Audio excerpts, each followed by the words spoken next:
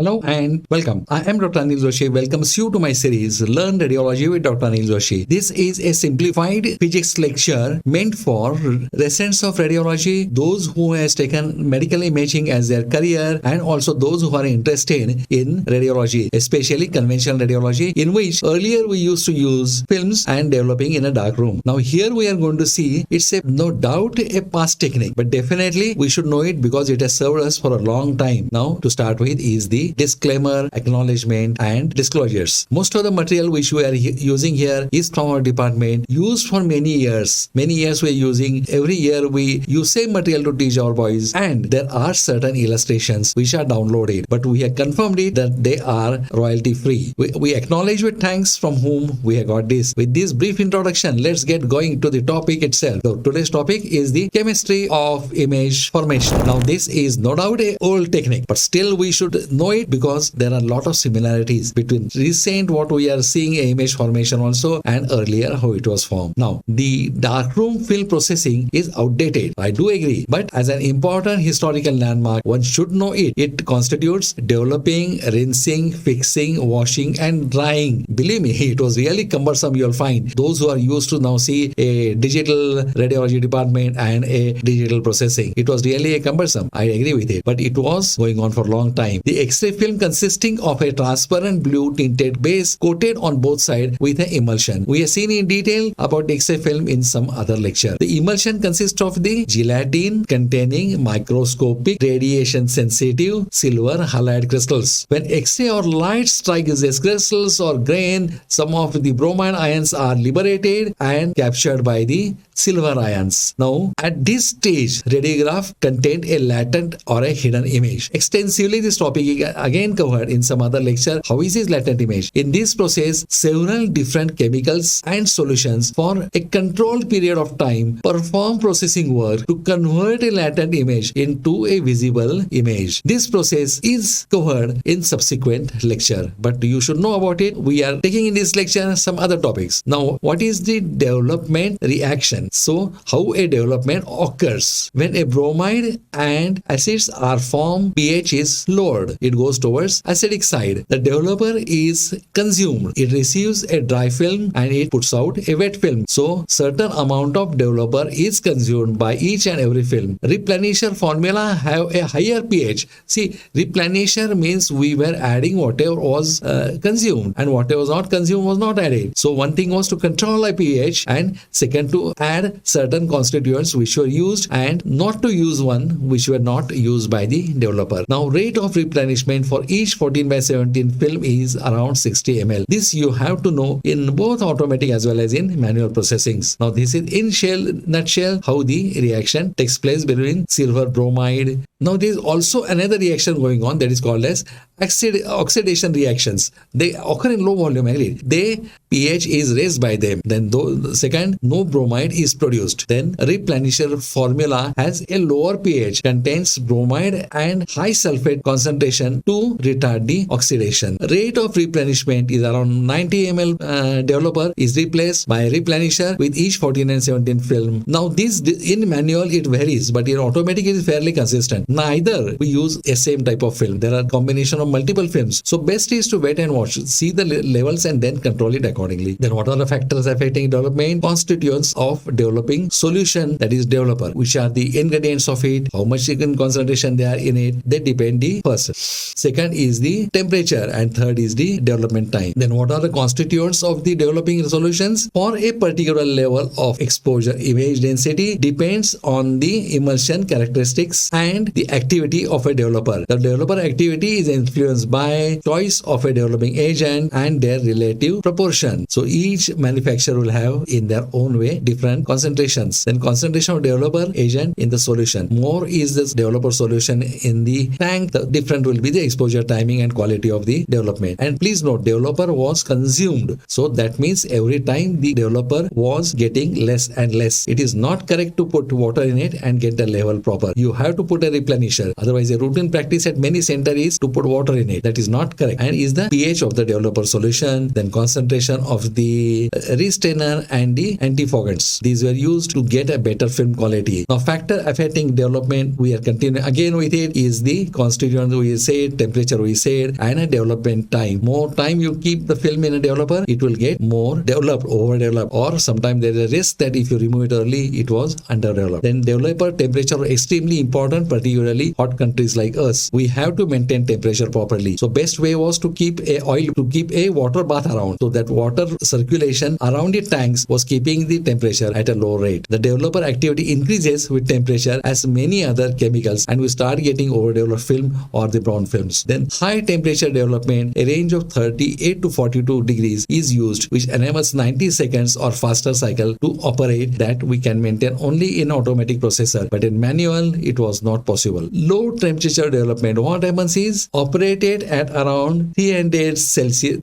If operated at low temperature, it can also vary a result, and a processing cycle may be modified from usually 3 to 4 minutes to 7 minutes.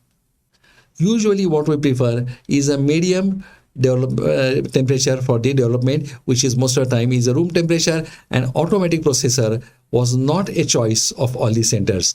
Now this shows you a graph of density versus a log relative exposure. This gives you effect of the raised temperature on the image. A slightly raised temperature, what it can cause? Increase image density for same exposure, then slightly increased chemical fog, increase image contrast. That will happen only when there is a slight change in temperature. If it is more severe, then temperature leads to a raise in there will be increase in density. Gross increase in density is getting films black, and unacceptable increase in the chemical fog. They will not be clear, and there will not be good contrast to it, and there will be reduction in contrast. This is a graph which shows it, density versus long relative exposure in the developer tank. Now what will happen if the temperature is decreased? If the temperature rise is left uncorrected, the developer becomes exhausted, resulting in a low density and high contrast. So it becomes early, you will have to replace the developer. More severe fall in temperature will lead to gross overall reduction in density and loss of contrast. Now what are the factors affecting developing? Constituent of developer, temperature, and developmental time. Now development time is it is a time between the entry of the specific film to the exit of that film. Now what determines developing time? Developer activity, then type of emulsion, then developer solution, longer time to penetrate, a thick emulsion than a thin. Then we have to think of the non-screen film require a longer time. They will require more exposure also, and they will require more developing time also. Then agitation of the developer solution. Agitation is the movement of the film within the developer. You have to agitate so that the different chemical will come in contact with the same surface, and the exhausted developer will get slightly washed away. So that will give a better exposure to the every time to a new or different developer. This problem in automatic processor because the constant motion of the solution caused by the roller mechanism. Now there is another thing, that is a fixer. It has got 4 major factors. One thing is to stop for the development of the film, making it acidic, then to clear the image by removing the remaining silver halides from the emulsion, then fix the image which is no longer sensitive to the light, and complete the process of hardening of the film emulsion. That is the fixing, and following that hardening. Now constituents of the fixing solutions are solvent, then fixing agents, then acids, hardeners, buffers, and preservatives, so that they will not get decomposed early. And last is anti-sludging agent. Now what are the solvents? Solvent is a water, easily available, you can use it. Now fixing agents, they are usually cyanides and therefore poisonous. Thiosulfate, sodium and aluminum salts are more active, and they are called as hypo in our technical language. Most of the time we used to have this word for the fixer, that is hypo. Now acids, they prevent dichloric fog by inhibiting the developing agent, provide a suitable environment for the hardening agents in the fixer. Then acetic acid is used because it has got pH, or it can maintain pH at 4 to 4.5. The hardener reduces drying, then drying time, prevents physical damage. Then aluminum chloride and aluminum sulfates are the constituents of it, and they are used commonly. And buffers